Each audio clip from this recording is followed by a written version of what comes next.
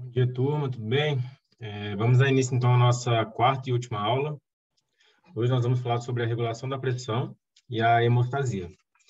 Aproveito, para falar com vocês, caso tenham alguma dúvida, podem entrar em contato comigo pelo meu e-mail, que eu vou responder o mais rápido possível, tá? Para ajudar vocês aí nas avaliações, para que ocorra tudo da melhor maneira possível. Então, podem contar comigo e podem me mandar e-mail. Então, vamos começar falando sobre a regulação, da frequência cardíaca e a contratilidade. E o que está relacionado com essa regulação? A gente tem que começar a falar sobre o débito cardíaco, que a gente já comentou nas aulas passadas, que é a quantidade de sangue bombeada pelo coração a cada minuto. E o débito cardíaco, ele está relacionado com a frequência cardíaca vezes o débito sistólico. Então, qualquer alteração em uma desses dois componentes vai fazer com que varie o débito cardíaco, Então, é extremamente importante a gente entender a frequência, o débito, para poder entender o que está acontecendo com o débito cardíaco. Então, a frequência cardíaca ela é regulada pela atividade do marca-passo cardíaco e o débito sistólico é o desempenho do miocárdio. A gente vai falar agora hoje nessa aula sobre esses dois componentes. E eles também têm uma interdependência. Então, a alteração em um praticamente altera o outro também. Então, se a frequência alterar, o débito sistólico altera. Se o débito sistólico alterar, a frequência cardíaca altera. E, no final, o débito cardíaco vai ser alterado também. Existem fatores locais para que controle essa frequência cardíaca, mas os principais são o sistema nervoso. O principal regulador é o sistema nervoso. A média da frequência cardíaca em repouso é de aproximadamente 70 batimentos por minuto. Durante o sono, a frequência cardíaca desacelera para 10 a 20 batimentos por minuto. Durante a excitação emocional, o exercício físico, essa pressão ela sobe para acima de 100. E em atletas, bem treinados, que tem ali uma quantidade de tempo alta, de preparo físico, a frequência cardíaca em repouso ela é de apenas 50 batimentos. E esses dois tópicos aqui a gente vai falar um pouco mais na frente, para vocês entenderem um pouco mais a respeito. Então, falando agora sobre esse sistema autônomo, da regulação da frequência cardíaca, ambas as divisões do sistema nervoso autônomo influenciam de modo tônico o marca-passo cardíaco, que normalmente é o nódulo sinoatrial, como a gente viu na primeira aula. Então, o sistema simpático ele intensifica o automatismo e o parasimpático ele inibe. Então, botando um exemplo, se a gente tem um aumento na frequência cardíaca, isso quer dizer que o parasimpático ele está diminuído e o simpático ele está aumentado. Além disso, o tônus parasimpático ele em geral predomina nos indivíduos saudáveis em repouso e existe uma frequência chamada frequência cardíaca intrínseca, que é uma frequência que ela prevalece independente se você ter o bloqueio autônomo completo, essa frequência ela ainda vai existir. Por isso que ela é conhecida como frequência cardíaca intrínseca.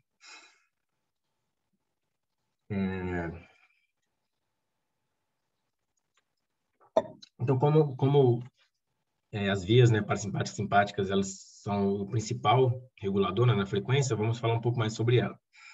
Então, as fibras parasimpáticas elas se originam no bulbo raquidiano e em humanos elas são localizadas na superfície epicárdica ou nas paredes do coração. Então, elas estão próximas ali ao nódulo sinoatrial e o nódulo atrioventricular. O vago direito e o esquerdo eles são distribuídos de maneira diferente, como a gente pode ver aqui na imagem. O direito ele afeta predominantemente o nódulo sinoatrial. Então, a estimulação desse nervo ele retarda o disparo do nódulo sinoatrial. E o esquerdo ele inibe principalmente a condução do tecido nódulo atrioventricular. E aqui eu falo predominantemente, por exemplo, porque acaba tendo uma sobreposição entre esses nervos parasimpáticos. Então, o nervo que atinge o nódulo sinoatrial, ele acaba atingindo também o nódulo atrioventricular. E o que atua no nódulo atrioventricular, ele acaba atuando também no nódulo sinoatrial. acaba tendo uma influência. Já as fibras simpáticas, né, cardíacas, elas se originam na coluna intermediolateral da medula cervical, e essas fibras elas chegam na base do coração e da base elas são distribuídas para as câmaras, como a gente consegue ver aqui nessa imagem, né? Os nervos parasimpáticos e os nervos simpáticos. E aqui já é uma demonstração do que acontece, né? O que o parasimpático faz, o que o simpático faz. Então, a gente tem aqui uma imagem onde a frequência cardíaca está no eixo Y, aqui nos dois, e a gente tem as estimulações vagal, que é do parasimpático, e a estimulação simpática, que seria do simpático. Em azul, a gente tem a própria estimulação mesmo, propriamente dita, em azul aqui. Então, a estimulação parasimpática e a estimulação simpática.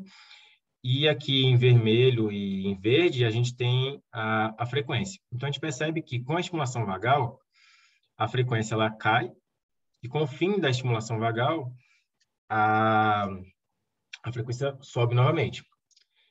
E a gente consegue perceber que ela é bem abrupto, né? Na hora que o estímulo começa, a frequência já cai direto, e quando o estímulo acaba, a frequência já sobe novamente. E isso é muito importante para a ritmicidade do coração. Já na estimulação simpática, a gente percebe que com a estimulação a frequência vai subindo, né? Ela sobe. Porém, quando você acaba o estímulo, essa frequência ela não vai caindo abruptamente, ela cai gradualmente. E isso também é importante para a ritmicidade do coração. Além dos nervos, né, parasimpático e simpático, a gente também tem os controles por centros superiores. Então, a gente tem a estimulação de várias regiões do cérebro que podem ter efeitos significativos sobre a frequência cardíaca, o ritmo e a contratilidade. Então, a gente tem no córtex cerebral os centros que regulam a função cardíaca. Eles estão localizados na metade anterior do cérebro, principalmente no lobo frontal, no córtex orbital, no córtex motor e no pré-motor, e na parte anterior do lobo temporal. Além desses, a gente também tem o reflexo barorreceptor, que pelo nome a gente já consegue ver que está relacionado com a pressão, né? Então, variações súbitas na pressão arterial, elas iniciam esse reflexo que provoca alteração inversa na frequência. Então, se você aumenta a pressão arterial, a frequência vai caindo. Os baroreceptores, eles estão localizados no arco aórtico aqui, né? Que eu mostro nessa imagem. E também nos seios carotídeos, está aqui mostrado nessa imagem. E a gente acaba tendo uma influência muito grande aqui na pressão mais no intermediário, né? Onde a gente tem realmente uma queda de frequência bem abrupta. Mas nas extremidades, ela tende a ser um pouco mais branda, né? Então, abaixo se mantém constante e com valores altos, né? Aqui, baixa pressão. E em altas pressões, ela se mantém mais constante, só que com frequências menores. E o que acontece, né? Por que essa frequência ela cai com o aumento da pressão? E isso é explicado nessa imagem. A gente tem aqui, então, a atividade vagal, parasimpática, atividade simpática, né? E a pressão. Então, a gente percebe que com o aumento da pressão, a atividade vagal ela vai aumentando, a parasimpática vai aumentando, e a atividade simpática ela vai diminuindo. E a somatória dessas, né, o balanço entre essas duas atividades que ocasiona essa queda de frequência com o aumento da pressão. E isso é extremamente importante, a gente vai ver mais na frente, ter esse reflexo barorreceptor. Agora vamos falar um pouco sobre o reflexo de Bainbridge, né? Que é um outro tipo de reflexo que também altera a frequência cardíaca. Então, em 1915, Bainbridge ele relatou que a infusão de sangue ou solução salina em cães, né, no coração dos cães, acelerava a frequência cardíaca. E aí ele buscou entender o que estava acontecendo, né? E nada mais é do que uma pré-carga, né? Que a gente também comentou nas aulas passadas. Então, com o aumento do volume, né? Com o aumento do volume ali no coração, você tem um aumento da frequência cardíaca. Só que essa frequência cardíaca, né, como a gente já falou, ela não é só influenciada pelo Bainbridge, né, pelo reflexo Bainbridge. Também é influenciada pelos reflexos baroreceptores. Então, com a infusão intravenosa, a gente tem um aumento da pressão atrial direita, e aí ele pode ter a estimulação dos receptores atriais, que é o reflexo de Bainbridge, né, com esse aumento da infusão, e aí a frequência aumenta. Já com o aumento do débito cardíaco, aumentando então a pressão arterial, você também tem a ação dos reflexos baroreceptores e a frequência cardíaca é diminuída. Então, assim, esse efeito, né, de positivo, negativo, ele tem um balanço entre esses dois, tanto quanto o reflexo Bainbridge, quanto com o reflexo dos baroreceptores. E os reflexos Bainbridge, eles predominam sobre os baroreceptores quando o volume sanguíneo aumenta, e os reflexos baroreceptores predominam quando o volume diminui.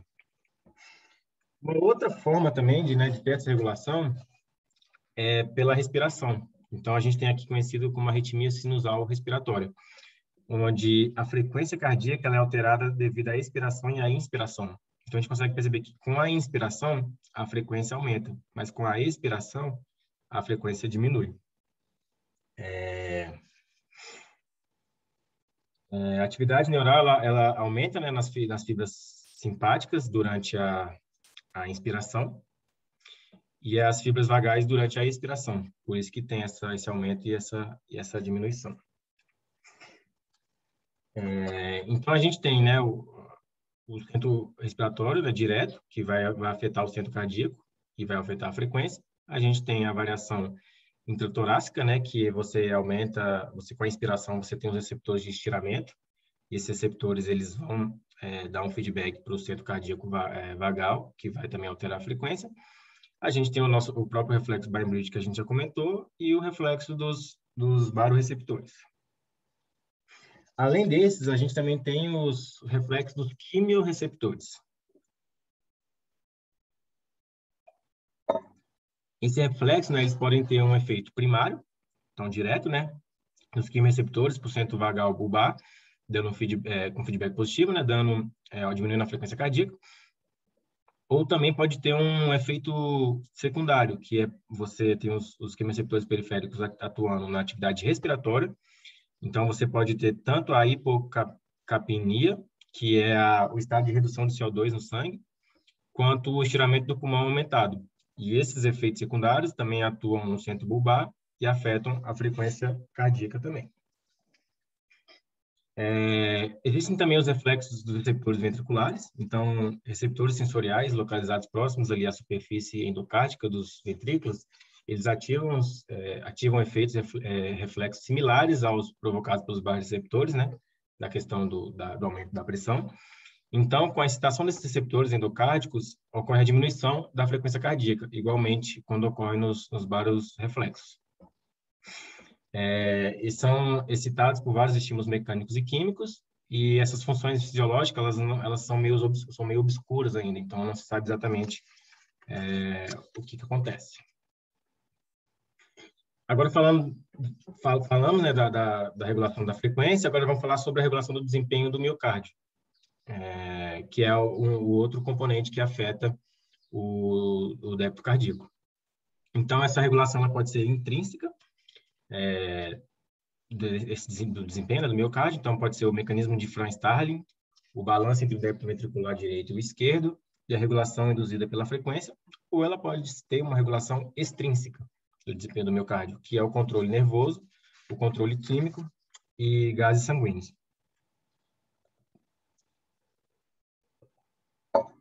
O mecanismo de Frank-Starling ele é ativado em resposta às alterações do comprimento em repouso das fibras do miocárdio. Então, se você tem, que também está relacionado com aquela pré-carga, né?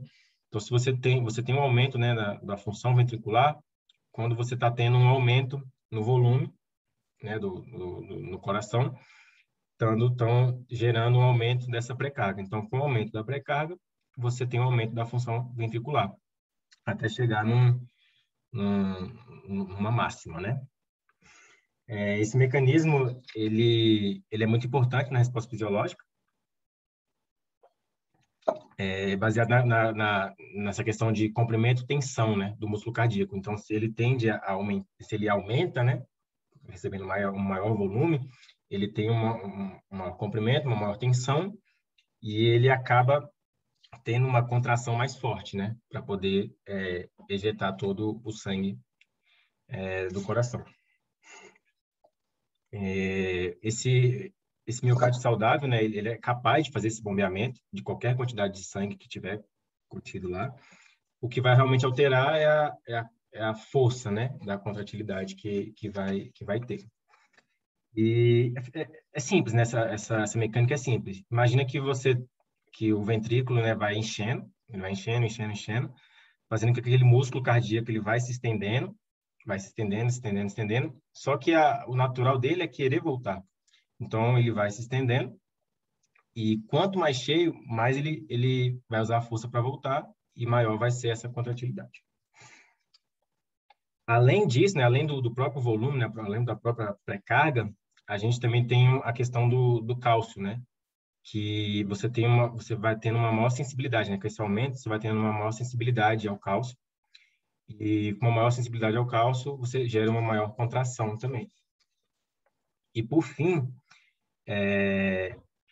esse estiramento faz com que as fibras elas fiquem mais próximas umas da outra, né? Então, as moléculas de miosina e actina acabam ficando mais próximas. E essa proximidade, né, que é ocasionada pela essa distensão, ela também resulta numa maior contração. Então, somando todos esses acontecimentos, né, faz com que essa função ventricular ela aumente, tanto pelo volume, quanto pela sensibilidade ao cálcio, quanto pela distensão das fibras, né, e a aproximação da actina com a miosina, das fibras. Tudo isso vai auxiliar na contratilidade do miocárdio. Além disso, né, como regulação intrínseca, a gente também tem um balanço entre os débitos ventriculares direito e esquerdo. Então, o mecanismo de Frank-Starling, ele descreve bem, né, essa relação entre o débito cardíaco e o retorno venoso. Então, qualquer aumento que você tiver em um dos ventrículos vai gerar também um aumento no retorno venoso. Então, a gente tem que ter um balanço entre o esquerdo e o direito. Então, o esquerdo, ele acaba tendo um débito cardíaco menor e o direito acaba tendo um débito cardíaco maior. Então, em pressões iguais aqui, né? Então, tipo, igual aqui A e B, o débito cardíaco vai ser maior no direito e vai ser menor no esquerdo. E para igualar o débito cardíaco entre o direito e o esquerdo, que seria aqui o ponto A com o ponto C, você tem que ter uma pressão muito maior no esquerdo para ter o mesmo débito cardíaco, né?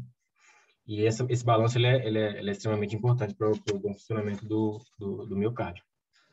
Além disso, a gente também tem a regulação induzida pela frequência. Então, a gente tem aqui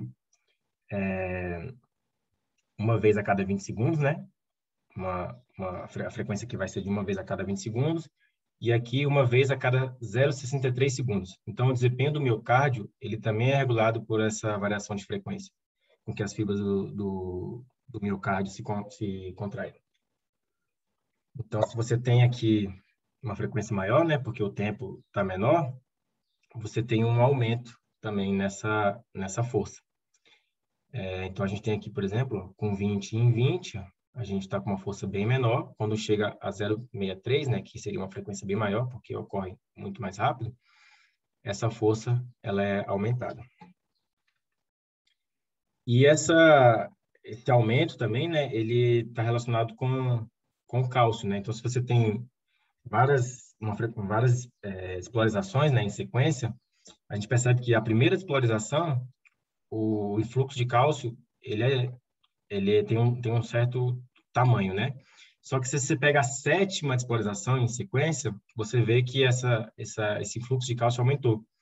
E isso é responsável também para que essa contratilidade, né, essa força seja aumentada. E além disso, essa regulação ela pode ser induzida por um outro acontecimento. Aqui, por exemplo, quando a gente tem um batimento precoce aqui em A, por exemplo, tá vendo que ele mantém um ritmo, né? Aqui, ó, o C e esse aqui, eles têm uma frequência parecida, né? Aí quando acontece um batimento precoce. Se o batimento é precoce, você tem menos sangue no ventrículo. Se você tem menos sangue no ventrículo, você tem uma menor pressão. Você vai ter, logo em seguida,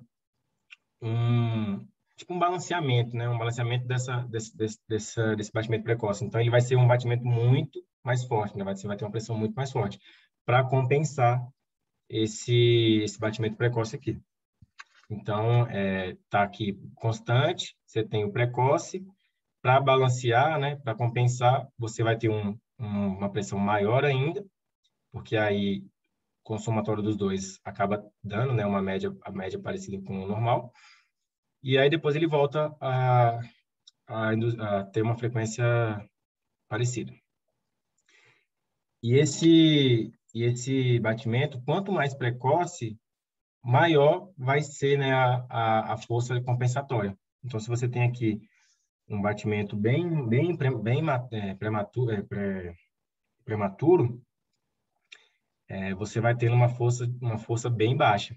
E isso vai refletir muito no batimento seguinte, porque ele vai ter que compensar esse batimento fraco, né? Esse batimento prematuro. Agora falando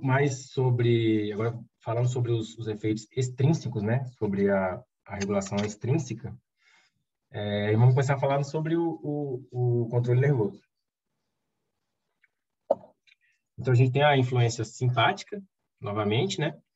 Então, a atividade nervosa simpática, ela aumenta a contratilidade atrial e ventricular. Então, a gente consegue perceber aqui, ó, então, antes da estimulação e durante a estimulação, né? Você percebe que a pressão, ela aumenta e a velocidade também aumenta. E para o parasimpático, a mesma ideia, né? Só que, ao contrário. Você, antes da estimulação e durante a estimulação, você tem uma diminuição na pressão e uma diminuição na velocidade. Além do controle nervoso, a gente também tem um controle químico. Então, a gente pode ter aí a influência de hormônios suprarrenomedulares, hormônios suprarrenocorticais, hormônios tireoides, a insulina, o glucagon e hormônios da hipófise anterior. E todos esses controles químicos aqui, né, todos esses hormônios, insulina, glucagon, vão influenciar também o desempenho do miocárdio. E, além disso, a gente tem também a influência dos gases sanguíneos. Então, o oxigênio e o dióxido de carbono, que vai acabar tendo a acidose, vão influenciar também nesse desempenho do miocárdio. Então, quando você tem uma hipóxia leve, por exemplo, o estímulo, você tem um estímulo, né, do miocárdio para poder você conseguir uma melhor oxigenação. Agora, quando você tem uma hipóxia muito grande, é o contrário. O coração, o miocárdio, ele tem um desempenho menor, porque ele precisa agora conservar o mínimo de oxigênio que ele tem. Por isso que a pessoa, por exemplo, desmaia, né? Para você manter o oxigênio ali, né? Você manter seu gasto energético ali o mínimo possível. Então, se você está com uma hipóxia leve, ele tenta conseguir o oxigênio. Então, você tem essa alteração no desempenho do miocárdio. E se ele está com oxigênio muito baixo, ele tende a guardar o que tem. Então, ele tem um desempenho diminuído. E a mesma coisa acontece com o dióxido de carbono. Se você está com CO2 muito alto, você acaba tendo uma atividade mais alta ainda, porque você precisa eliminar esse metabólito do seu corpo. Agora, falando um pouco sobre a regulação da circulação periférica, né? A gente já comentou um pouco mais sobre ela na aula 3, né? Que a gente comentou falando um pouco sobre a regulação de cada tecido, quando a gente falou da circulação local, né? Então, mesma coisa, a gente tem tanto o controle central, que é o sistema nervoso, quanto o local, que são as condições dos tecidos ao redor do vaso sanguíneo. E a importância relativa a esses dois mecanismos no controle varia nos diferentes tecidos. Você pode ter locais que precisa mais do central, locais que precisa mais do local. E a gente falou isso na aula 3, né? Onde em cada tecido, qual que prevalece mais. Então, eu não vou entrar muito nesse ponto, porque na aula 3 a gente já falou mais sobre ele. E aí a gente tem o controle, né, esse controle local, né, esse controle intrínseco, que é a autorregulação, ou regulação miogênica, a regulação mediada por endotélio e a regulação metabólica. A regulação miogênica, né, em indivíduos normais, a pressão arterial ela é mantida em níveis constantes, via os reflexos barorreceptores, né? Então, se tiver com alguma alteração, os reflexos barorreceptores vão atuar. Já no endotélio, esses vasos, eles produzem substâncias, né? Vasodilatadoras ou vasoconstritoras, se for necessário. Se precisar de uma maior oxigenação, ele dilata. Se precisar de menos fluxo naquele local, ele contrai. Então, a gente tem essa regulação mediada pelo próprio endotélio. E a gente também tem a metabólica, né?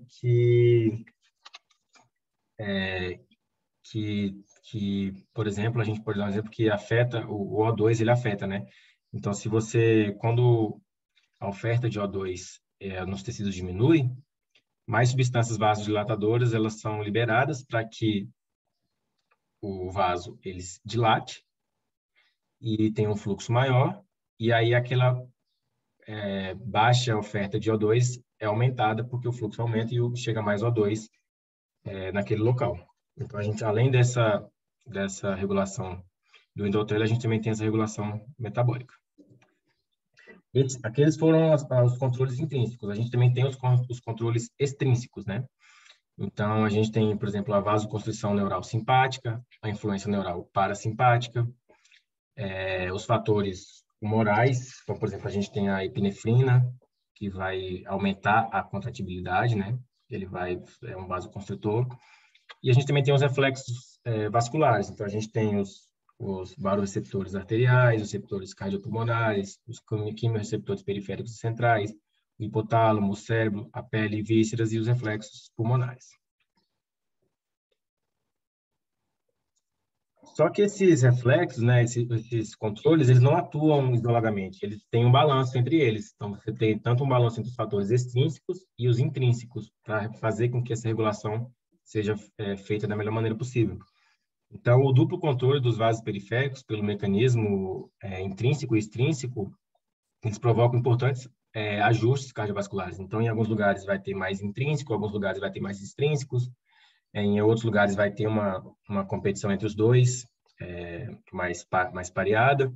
E isso é muito importante, depende muito do local, depende muito do tecido, que precisa, né, ser perfundido ali, né, precisa ter o fluxo sanguíneo. Então, por exemplo, no coração e no cérebro, a gente tem uma maior regulação dos mecanismos intrínsecos. Eles são mais dominantes. Já na pele, os extrínsecos são mais dominantes. E no músculo esquelético, por exemplo, aí a gente já tem uma interação entre os dois. Então, tudo isso vai ser importante para poder manter esse funcionamento da melhor maneira possível, né, do miocárdio também.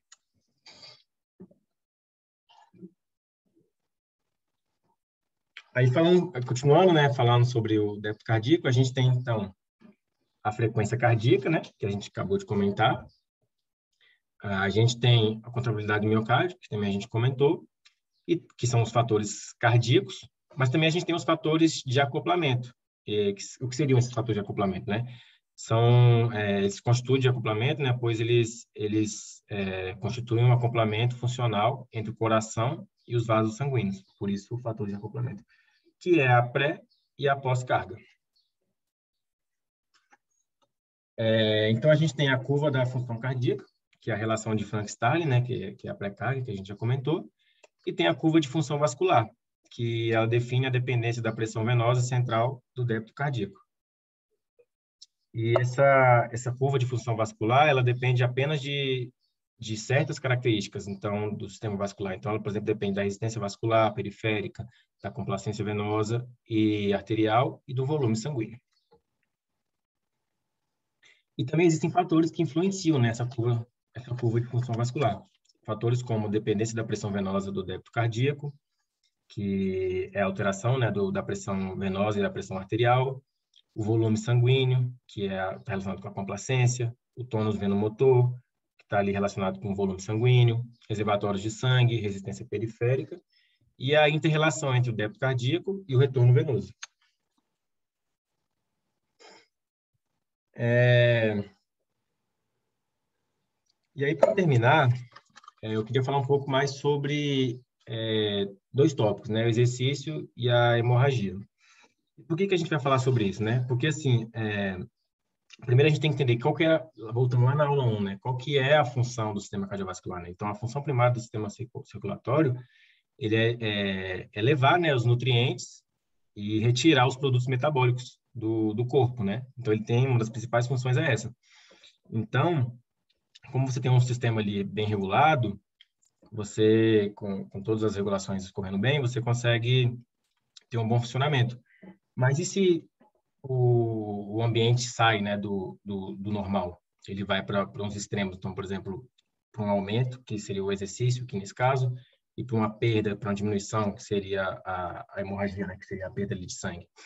Isso também vai afetar bastante o funcionamento, tanto a frequência quanto a contratilidade, como a pré-carga, a pós-carga. E utilizar dessas artimanhas, né, de tirar do normal e trazer para uma situação mais cotidiana, ela auxilia demais no nosso entendimento, né, da regulação e de vários outros conteúdos que a gente falou aqui nessas 4 aulas. Então, vamos falar um pouco sobre o exercício primeiro. Então, a gente, primeiro, tem que fazer uma divisão entre o exercício moderado e brando ou o exercício vigoroso, que acaba tendo uma diferença entre eles. Então, a gente consegue perceber aqui, ó, a gente tem o débito cardíaco, a recaptação de O2 e o volume de oxigênio máximo, né? Então, o ajuste cardiovascular que ocorre durante o exercício consiste na combinação de fatores neurais e locais. Então, né, com os exercícios moderados e brandos, a gente tem com a antecipação da atividade, né, de exercício físico, ele inibe os impulsos venosos vagais, né, os parasimpáticos, para o coração, e ele aumenta os simpáticos, né?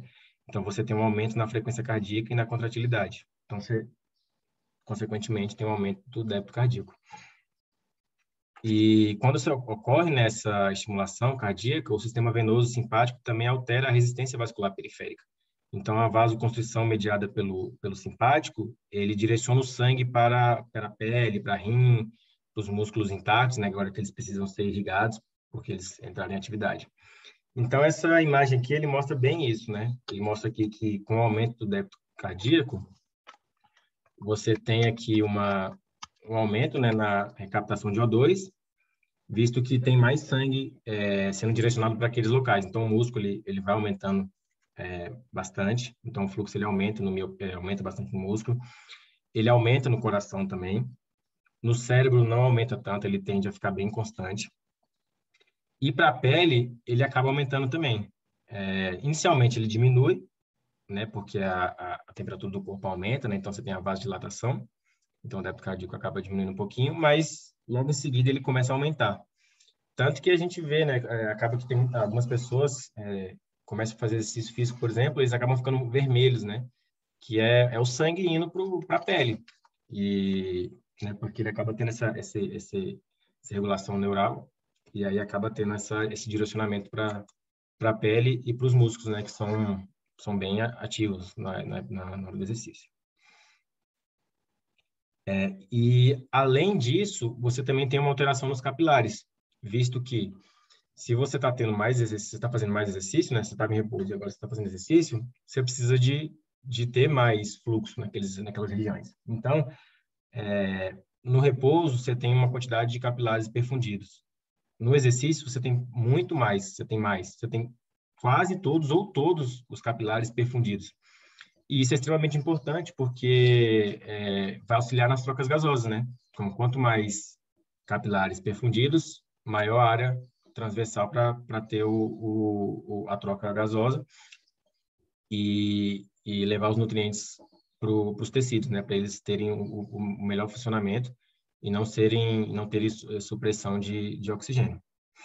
Então, o aumento do débito cardíaco, né, e do fluxo para os musculares, por exemplo, está relacionado com a intensidade.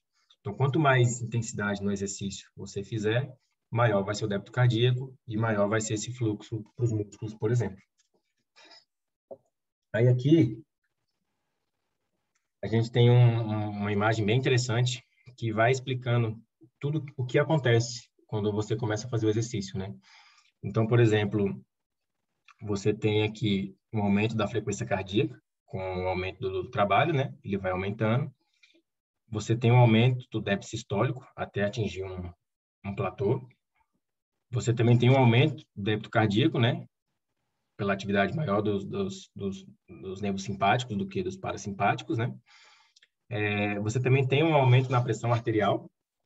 Então, a pressão sistólica aumenta, a pressão diastólica também aumenta e a pressão arterial aumenta. Mas aqui vale uma ressalva. Essa pressão arterial média, ela aumenta, mas você percebe que ela não aumenta tanto. E ela não aumenta tanto porque ela tem um balanceio tanto do débito cardíaco, mas ela tem um contrabalanceio da resistência periférica que vai diminuindo.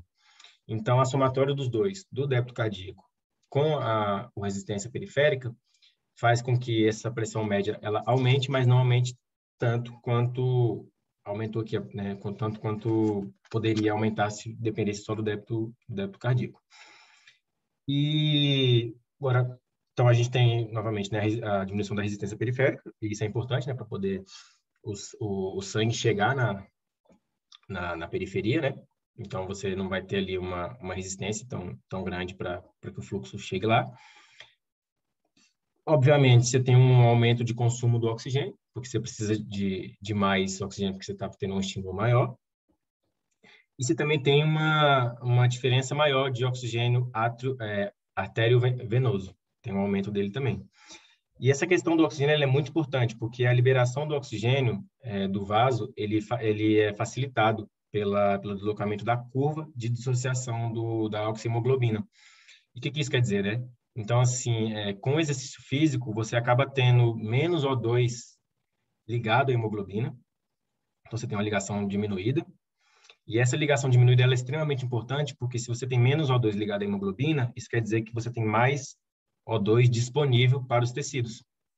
Então, se você vai ter um consumo maior de oxigênio, você precisa ter mais oxigênio disponível. Então, se ele ficasse ligado na hemoglobina e fosse embora, né, ficaria prejudicado. Então, essa liberação, essa diminuição na ligação da hemoglobina é extremamente importante para que o oxigênio se mantenha nos locais corretos e nutre, para nutrir, né, os tecidos.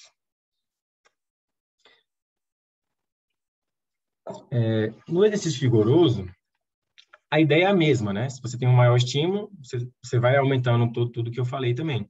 Só que você tem um limite, né? Então, por exemplo, os mecanismos compensatórios, eles começam a falhar, porque você está levando o exercício ao extremo. A frequência cardíaca, ela atinge o seu máximo, né? Que é cerca de 180 batimentos por minuto. O débito sistólico, ele atinge o platô, então não tem mais não tem como subir. O indivíduo começa a ficar desidratado, né? Porque ele começa a suar, por exemplo, então ele começa a ficar desidratado. E a atividade vasoconstrutora, ela excede a influência vasodilatadora da pele, né? Então ela começa a fazer uma vasoconstrição nessa região. Então, assim, se você vai no limite, muito no limite, você pode acabar tendo alguns problemas, né?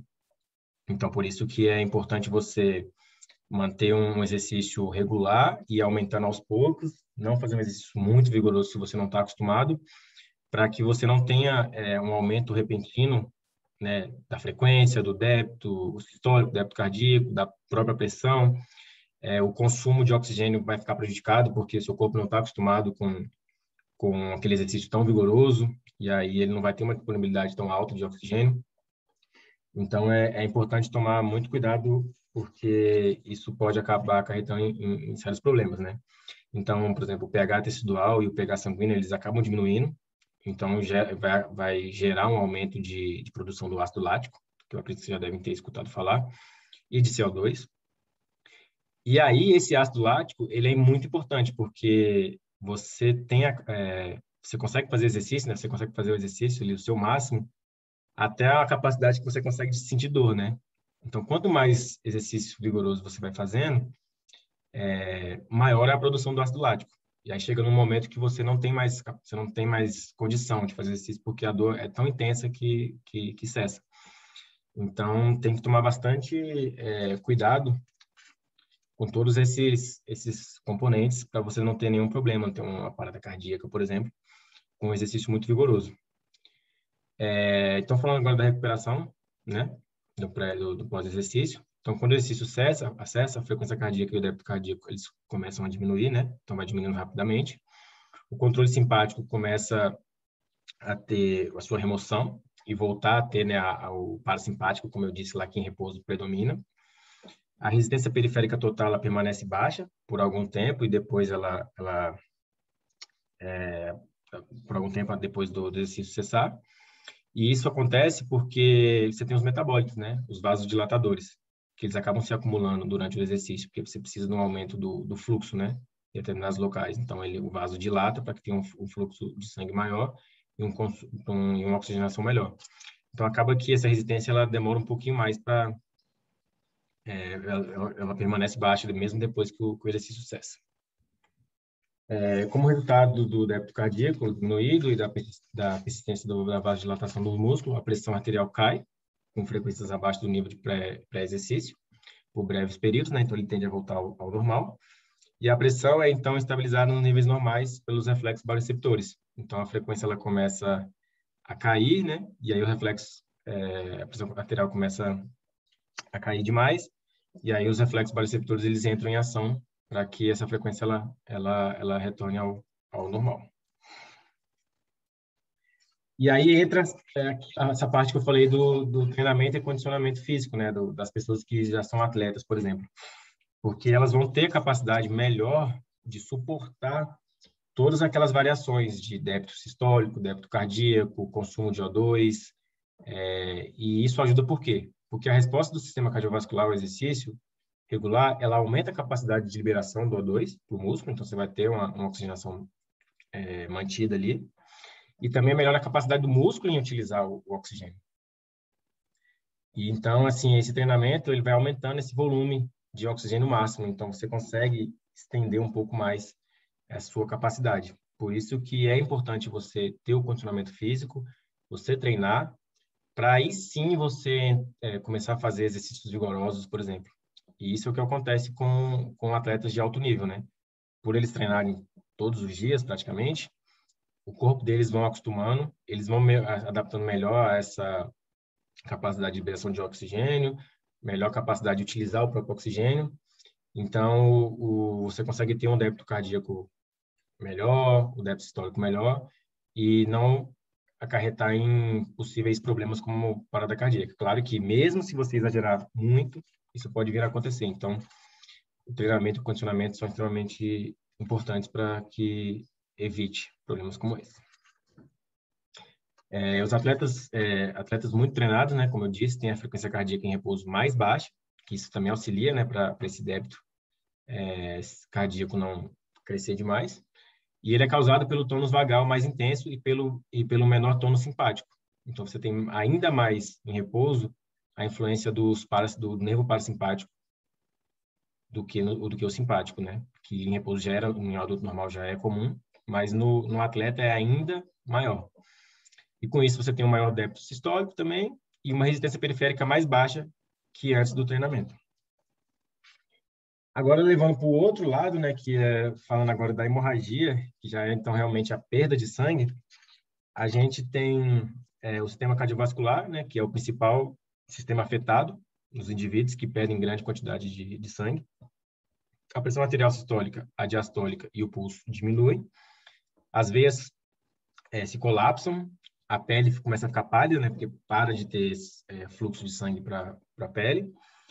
E a respiração ela começa a ficar rápida, você começa a ter um aumento ali da sua respiração, que pode influenciar também na frequência cardíaca, né? Como a gente viu lá mais no início da aula.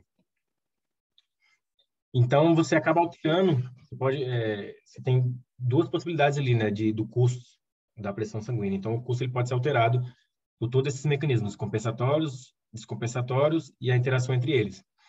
Então, por exemplo, a gente tem nessa imagem aqui a pressão arterial média, com o tempo, a pressão começa a cair, né? Você tem a hemorragia, a pressão começa a cair.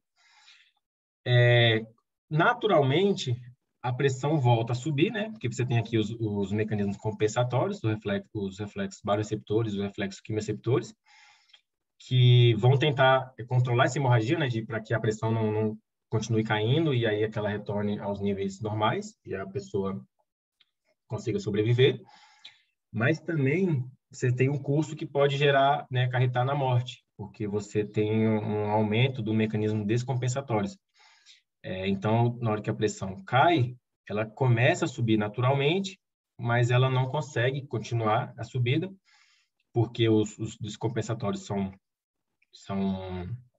maiores que os compensatórios, e aí a frequência cai ainda mais até a morte da pessoa. Então, com os mecanismos compensatórios, a gente tem os baroreceptores, os quimioreceptores, e os mecanismos descompensatórios, a gente tem a falência cardíaca, a acidose, a depressão do sistema nervoso central e a aberração da coagulação sanguínea. E como eu disse, a interação entre eles que vai fazer com que ou a pressão caia e depois volte, ou a pressão caia e depois caia ainda mais. E aí vale ressaltar que o feedback positivo é o mecanismo descompensatório. Por que ele é positivo? Porque ele auxilia ainda mais que a pressão caia. E o feedback negativo é o compensatório, porque ele bloqueia essa queda de pressão e ele faz ela voltar. Por isso, negativo. E por fim, agora, vamos falar um pouco sobre a hemostasia, que nada mais é que o processo de manter o sangue dentro do vaso sanguíneo danificado. Então, ele é completamente o oposto da hemorragia. Enquanto na hemorragia o sangue está saindo dos vasos e aí está alterando diversos componentes, como a pressão, que a pressão começa a cair, a hemostasia não, ela tenta fazer com que o sangue fique no vaso danificado. E como é que ele faz isso? Ele utiliza 3 principais passos. Ele faz uma vasoconstrição, porque aí ele faz com que o fluxo ali seja cessado ou diminuído, para que tenha menor perda de sangue, visto que ali tinha, né, estava danificado. Também ele bloqueia, tem um bloqueio temporário por tampões plaquetários, para que eles comecem a tampar aquele corte, né, aquele local que está tendo um vazamento. E, por fim, ocorre a coagulação, que é a formação de um coágulo que sela o orifício até que o tecido seja reparado. Então, a gente sai de um tecido danificado até um tecido reparado, a gente precisa que o sangue se mantenha lá. E para o sangue se manter, a gente utiliza esses 3 principais pontos: vasoconstrição, bloqueio plaquetário, até a sua coagulação e o fechamento do orifício por completo, para que não tenhamos nenhum problema falado lá que eu comentei na hemorragia, né? Não tenha perda de sangue, não tenha diminuição de pressão e que não acarrete em problemas graves como a morte, né? Então, gente, é isso por hoje, né? Eu agradeço aí a atenção de vocês, agradeço pela disponibilidade aí de eu estar aprendendo ainda mais, que é muito importante para mim, para o meu doutorado também. Que nem eu já disse, qualquer dúvida, por favor, me procurem. Se tiver alguma aula que for um pouco mais complicada, mais confusa, podem me mandar mensagem, eu vou estar disponível até o dia da prova para vocês poderem tirar dúvida comigo. E é isso, né? Então, só recapitulando, né? Vamos deixar bem claro. A gente tem ali o débito cardíaco, que ele é influenciado pela frequência cardíaca e pelo desempenho do miocárdio. E dentro da frequência cardíaca e do desempenho do miocárdio, tem as alterações deles, as regulações deles. E essas regulações, no final, vão afetá-los e que, consequentemente, vai afetar o débito cardíaco. E aí a gente trouxe duas situações, né, que foi o exercício e a hemorragia, para poder, na prática, explicar um pouco sobre essas regulações. E, por fim, a gente falou da hemostasia, que é o oposto da hemorragia, que para poder não ocorrer a saída do sangue dos vasos, o corpo, né, fisiologicamente tem um mecanismo para, né, tampar aquele corte, aquele orifício, e evitar ao máximo o vazamento do sangue. E alteração de pressão, por exemplo, do débito sistólico, débito diastólico e todos os outros componentes que a gente falou nessa aula. Então, eu agradeço. Qualquer dúvida, podem entrar em contato comigo. Obrigado.